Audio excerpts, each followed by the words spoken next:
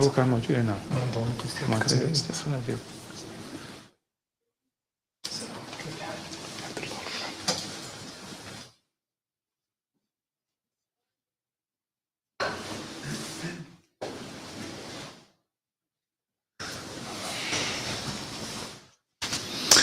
الله أكبر الله أكبر الله أكبر الله أكبر أشهد أن لا إله إلا الله أشهد أن لا إله إلا الله أشهد أن محمدًا رسول الله أشهد أن محمدًا رسول الله حي على الصلاة حي على الصلاة حي على الفلاح حي على الفلاح الله أكبر الله أكبر لا إله إلا الله.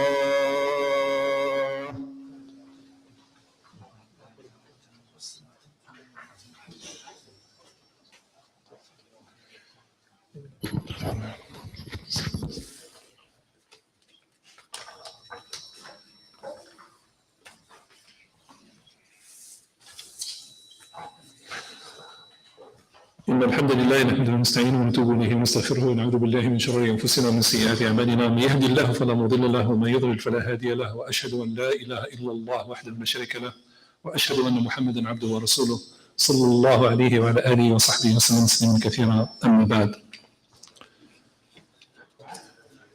There are these events in life that are earth-shattering because they really have an impact not simply on a person or a community or a nation, but they have a very, very long-lasting impact that will remain for generations to come.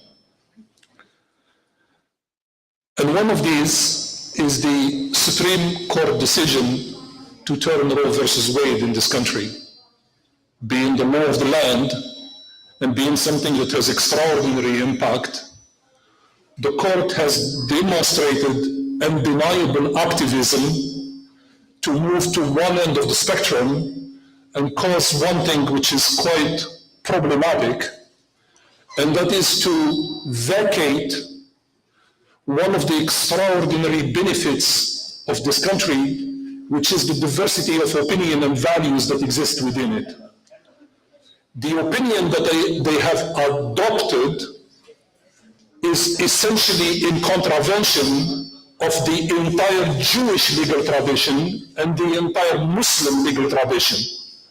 Because within Islam, the position that jurists in Islam has taken vis-a-vis abortion has an extraordinary spectrum, and they are all valid opinions from 0 to 120 days with all kinds of different constraints and safeguards and dalil from the Quran and the Hadith, practices of the various communities and whatnot. And here comes an opinion that is effectively the equivalent of an extremist opinion that is being imposed on everybody else, and we take it or we leave it.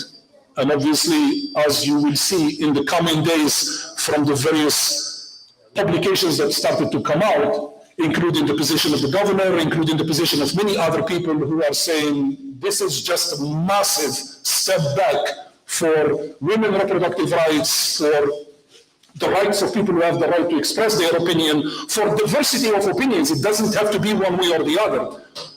Typically what we ask for as Muslims is the right of the space for diversity of opinions to be preserved. We are not saying that we have the monopoly on truth or somebody else has the monopoly of truth. What we are saying is that the space needs to remain neutral and all of the opinions we need have to be given equal value and be seen with the same respect, rather than going to one extreme and deciding that this is the law of the land.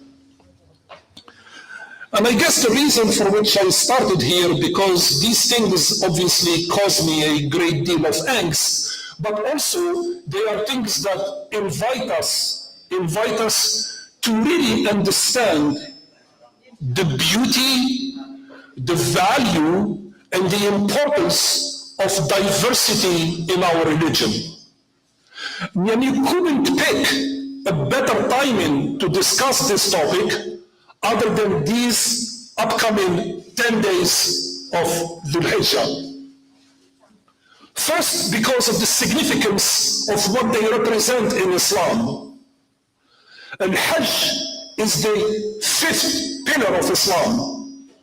The definition of a pillar, by the nature of the analogy that comes from building and architecture, it means that it is a fundamental load-bearing requirement to make sure that the structure that gets put on top of it becomes sound, safe, and has integrity.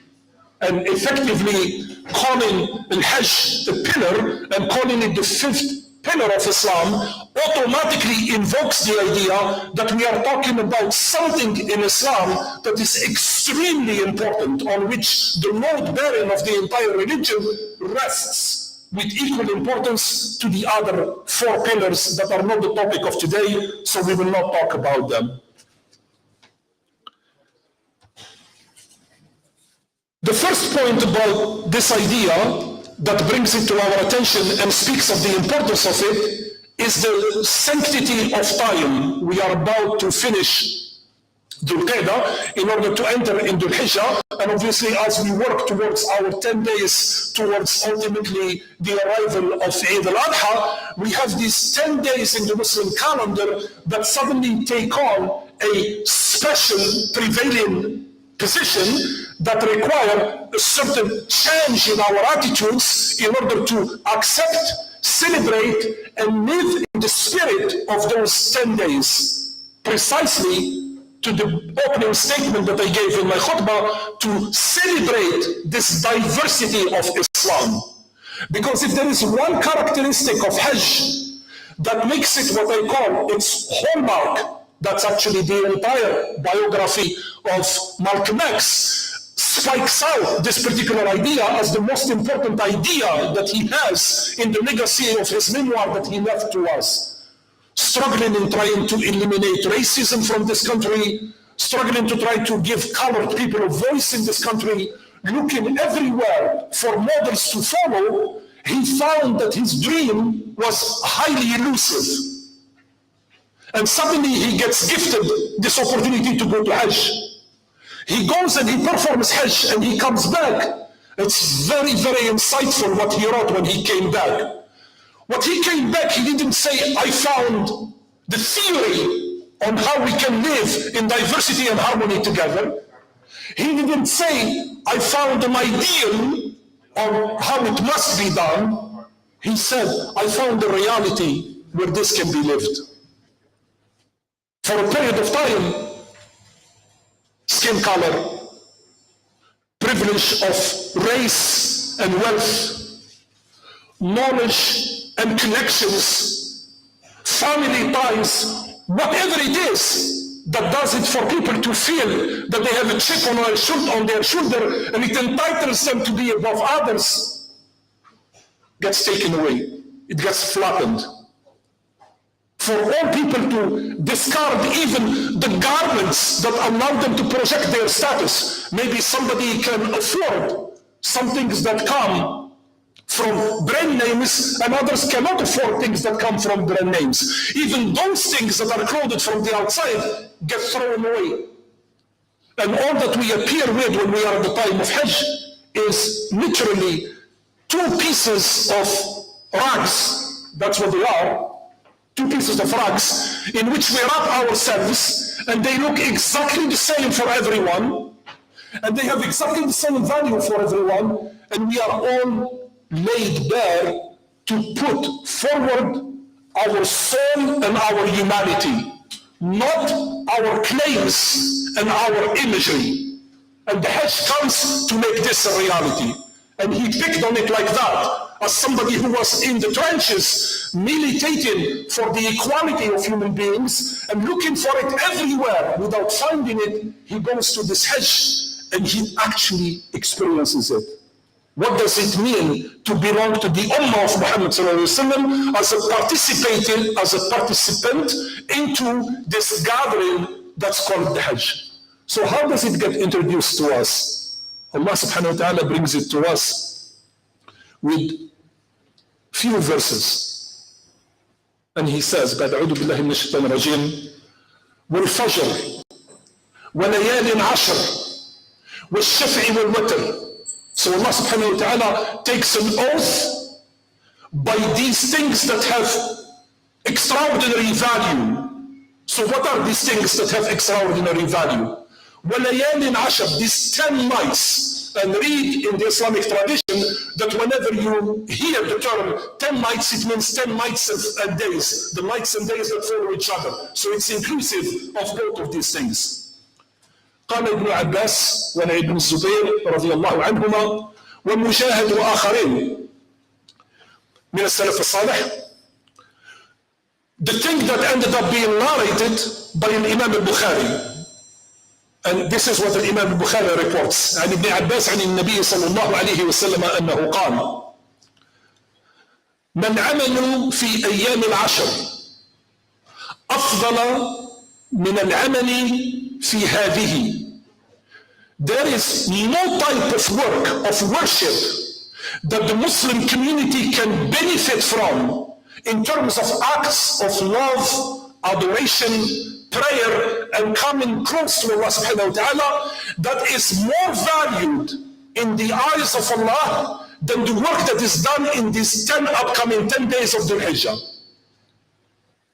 So essentially, it's an invitation to enter sacred time, where this time for the 10 days and 10 nights of the first 10 nights and 10 days of Dhul Hijjah, Allah subhanahu wa ta'ala is ready to embrace people who are going to enter those 10 days and nights in a condition and state of spiritual engagement in order to make them benefit in ways that He doesn't give at any other time. And you know, I love the people who used to be with the Prophet ﷺ whenever he says something that is earth-shattering. You know, we don't have to get into it now, but there is something in the philosophy of science called falsifiability. And falsifiability in the philosophy of science is a very, very big idea. That you cannot make a scientific claim until you make proof that you can defend the outcome, and you have to defend it against falsifiability. Much longer discussion for another time, but we don't have to get into it. The Prophet ﷺ during the hadith, when he used to say something as important as this, the people around him, they were, it's a little bit of a joke, they were philosophers of science without calling themselves that, the Sahaba who were around them. Always seekers of truth. Wherever the truth is, they seek it with a flashlight, so their integrity of the corpus of their knowledge is always authentic. Let me tell you a little story. Actually, I'm going to say this. If there is one thing that you should remember today from the entire khutbah, maybe it should be this story, not the theme of the khutbah. During the Khilafah of Sayyidina Umar radiallahu ta'ala anhu, they brought to his attention that in the holy precinct of the Kaaba, the thing that we know about today that's called Maqam Ibrahim, the station of Ibrahim, had disappeared. And they didn't know where it was. Accidentally, one day, somebody came rushing to him and they said that they found it. you can immediately imagine what the next problem is going to be. If we need to restore it, we need to put back Maqam Ibrahim where it should be in the geography of the floor plan of the Holy Precinct. Where should we put it? So Sayyidina Umar convenes a committee of the people who are knowledgeable about the history of Mecca, and he says, who remembers before it disappeared where it used to be, so we can relocate it where it is authentically its genuine place. People couldn't remember. So they started to argue. I think I remember it being there. I think I remember it being there. In our religion, we are not in the business of I think it should be there. In our religion, we're in the business, if you have the dalil, if you have the proof, we'll go with you. That's what we are based on. A man came to Umar and he said, I know exactly where it needs to be. So Umar says, say some more. How do you know that? He said, when it used to be located in reference to the door of the Kaaba, I took some strings and I actually measured the distance and I kept the strings in my home. So let me go get them. Umar grabs him, sit here. He commissioned somebody else. Do I have permission to send X to your home? And Umar says yes. He says, go to his home, pick the strings and bring them back here so we can measure the location. Why did he do that? Why did Umar do that? He could have told him, this is an honest Muslim man who made an honest Muslim claim. He could have told him, go to your home, bring back the strings, it will allow us to measure the exact location. No. He had to trust him, but verify the claim. Send an independent person to go get them, stay here as the witness, we will all measure together, and if we all agree, then we know that this is exactly the authentic location. And that's why for us today, when we go to Umrah or to Hajj, we don't struggle whether we are not at the authentic or the non-authentic location of Maqam Ibrahim. What do we do today? We trust it. And we trust it because of what? Because a man about 1400 years ago had the wits. This is not in the Quran, in the Hadith.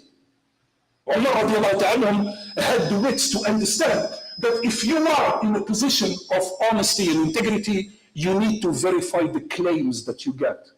You are not gullible. You don't just go along with it. You verify the claims made by a Muslim or a non-Muslim, a companion of the Prophet or a non-companion of the Prophet. That's all fine. But truth is the truth.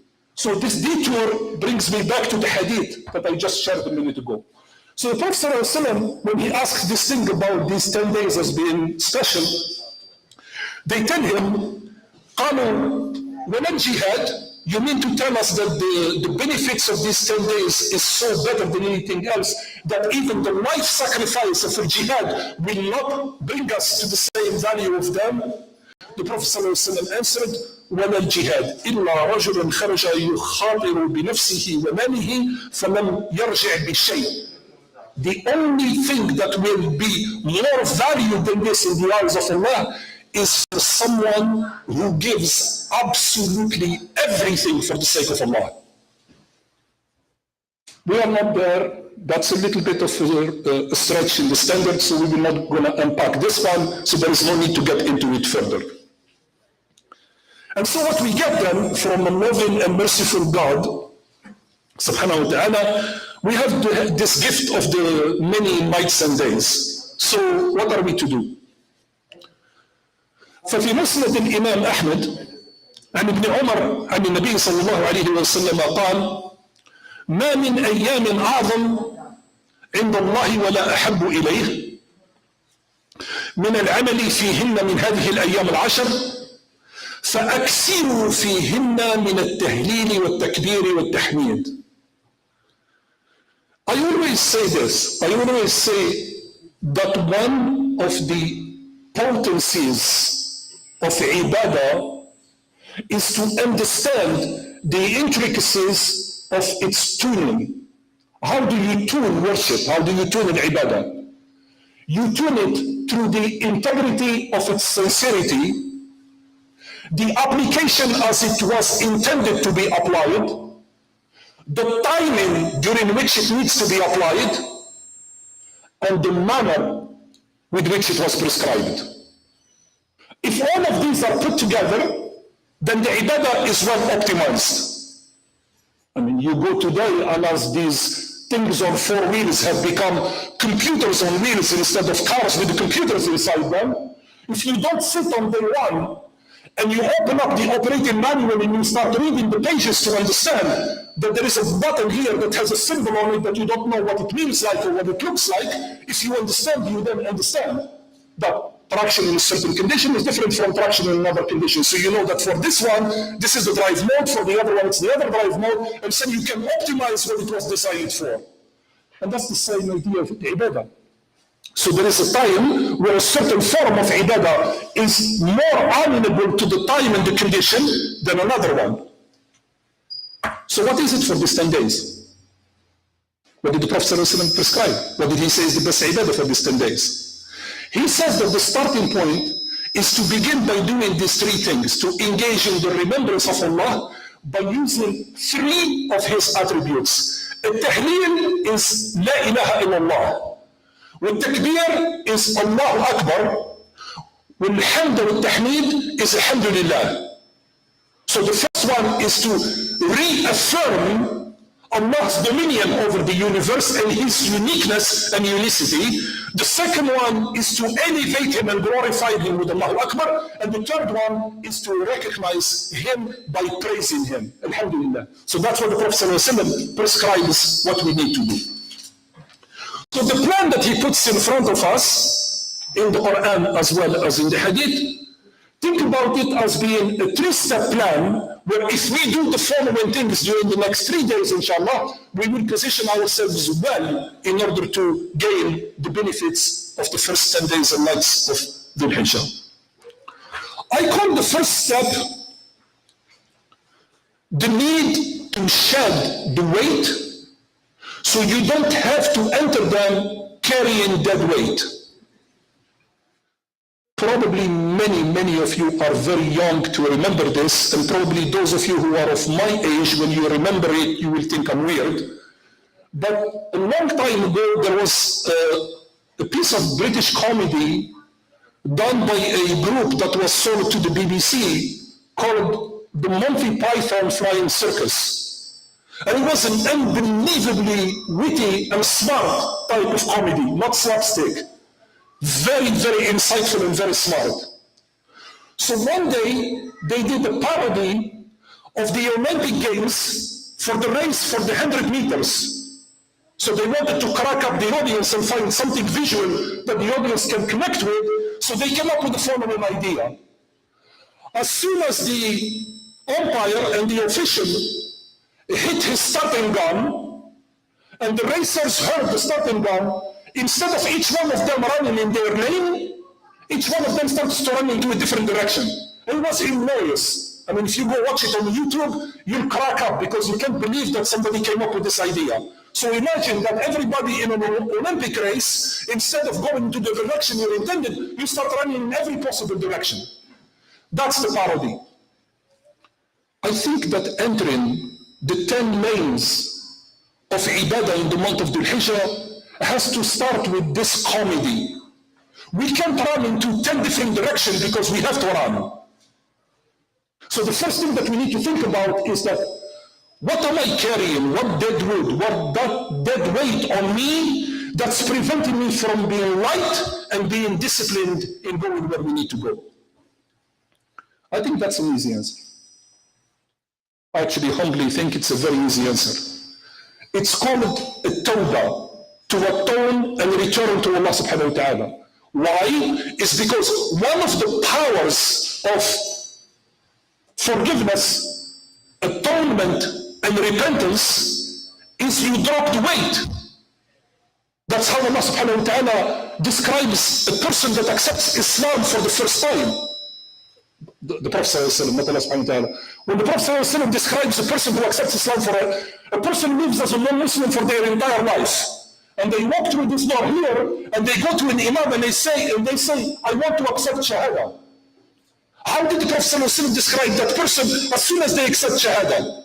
He said, they are free from the burden of their sins as if they were born in that moment. Okay, how do we do this?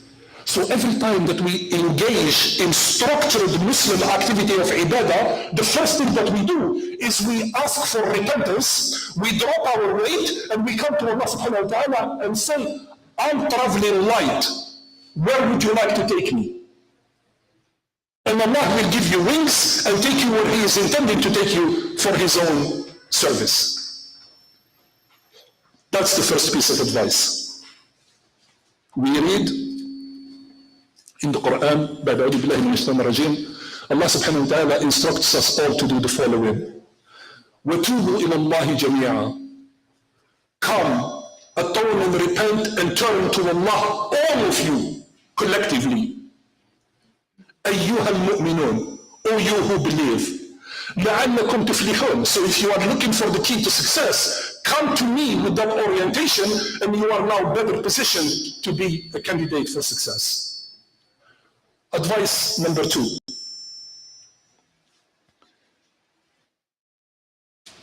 I always say that living a religious life is like running a marathon, not running a sprint.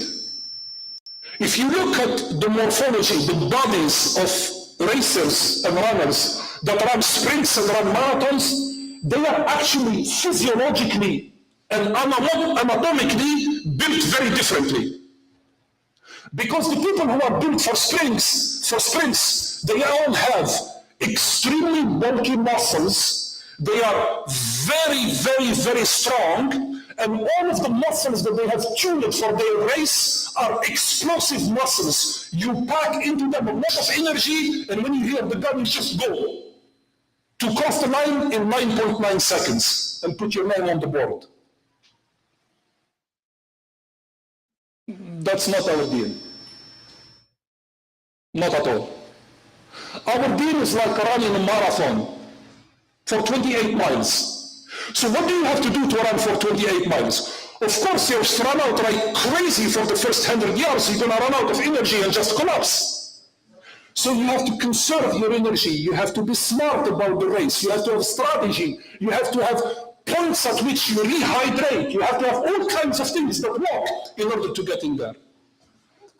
The language of our scholars in our deen, they call this al-azm or al-azima. Is to have stamina, resilience, where you prepare for the journey and you plan for the journey multiple steps so your journey is successful. I'll give you a very simple analogy. Other than Abu Bakr alayhi salam, when he was accompanying the Prophet ﷺ during the Hijrah, who was the third one with them? Allah subhanahu wa ta'ala, we know this is Surah At-Tawbah, explicitly said, and the third one amongst them was Allah. So we know that Allah was the third one. The Prophet ﷺ could very well have said, okay, because I have Allah's protection, this stuff that's called food and shade and rest and traveling animal on which I can travel and whatnot, I don't need that because Allah is taking care of me. Absolutely not. He had to think about going south before he goes north so he can throw his trackers off track. He had to think about planning a place in the shade where he can rest where the food was brought to him. He had to pick pathways that cannot be traced by trackers who are on his steps. He had to think about provisions along the way, the whole every step. Our hijrah, when we fly away from what dissatisfies Allah to what satisfies Allah, is the same thing like that hijrah.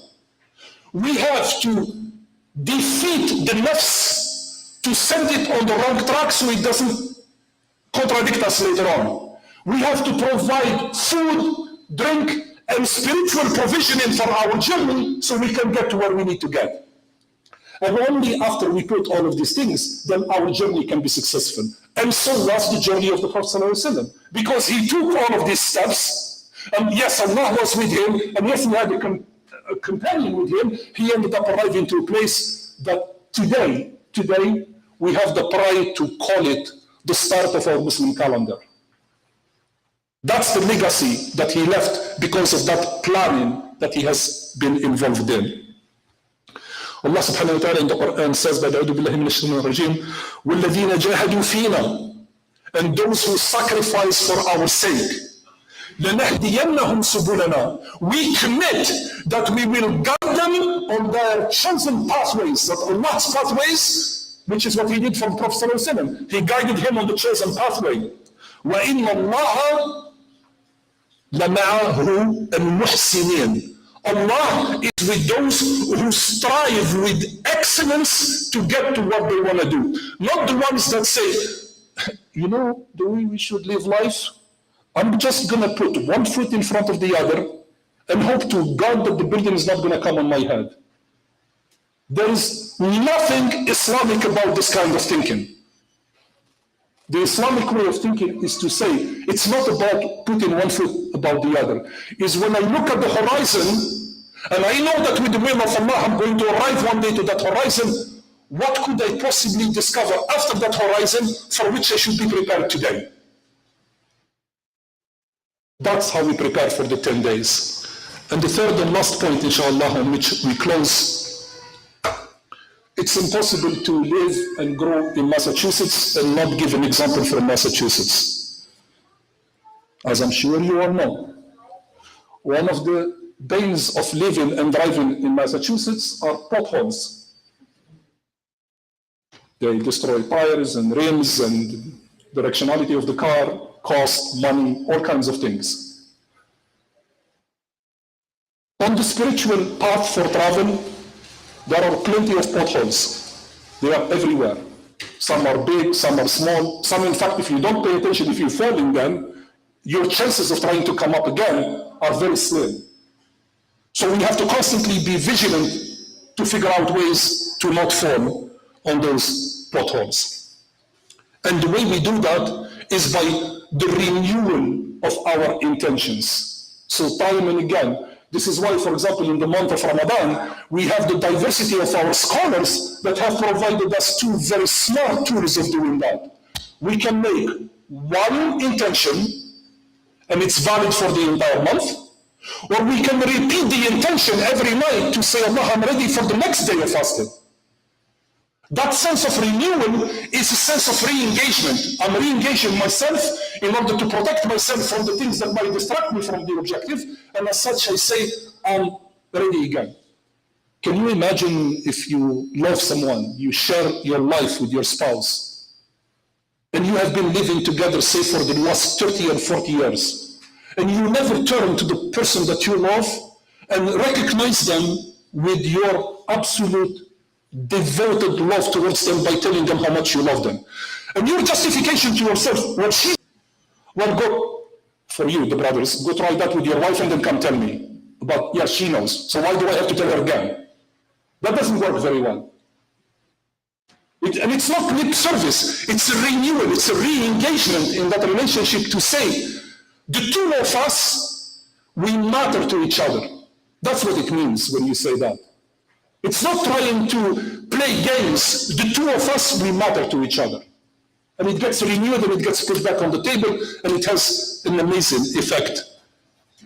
You should try it. أقول قولي هذا واستغفر الله لي ولكم فاستغفروه فهو فوز المستغفرين.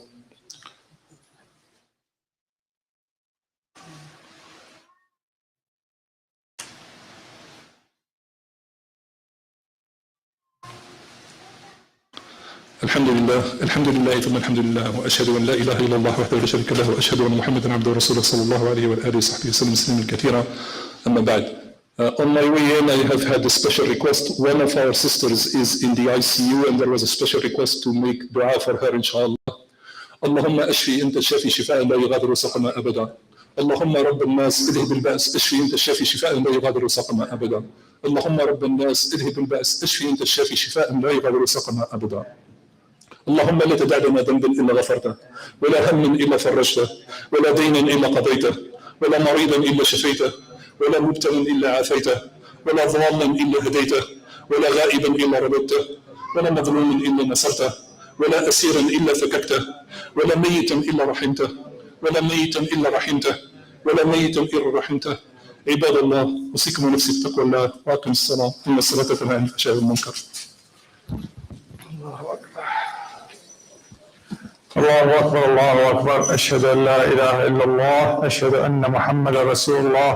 حي على الصلاة، حي على الفلاح، قد قامت الصلاة قد قامت الصلاة. الله أكبر الله أكبر، لا إله إلا الله.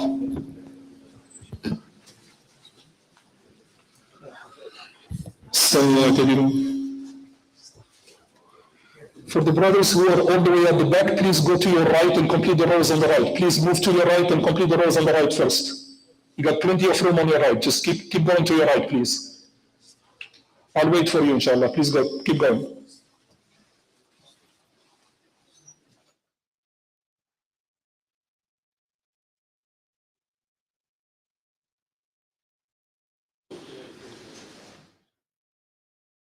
Jazakumullah khair for complying. Very much appreciated. Allahu Akbar.